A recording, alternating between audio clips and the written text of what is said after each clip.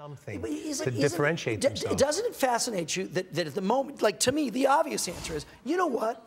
We're not going to air this ever, or at least for a while. And you know what, Pauley, as we were talking about, I could just see almost the sad look in your face. Yeah, why does it strike? It's really sad. Well, I mean, for a couple of reasons.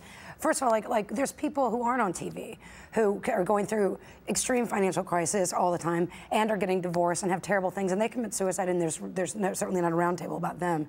It's always sad. But also on NCIS, one of my co-stars, who was actually playing my boyfriend at the time, committed suicide, and this story has brought me back to how us and the producers and the cast, it was just so shocking.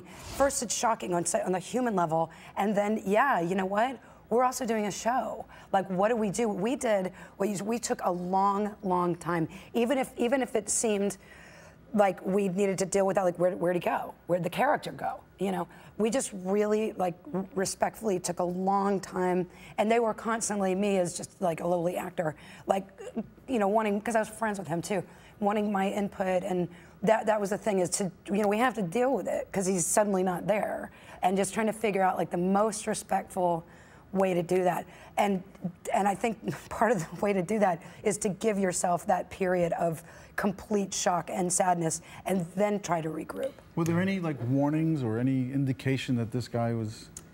Well, I mean, in hindsight, you can always go back and pick apart all kinds of things. You know, like I was saying, like this poor guy. I mean, I've never seen that show, right? But I know enough to know, like that.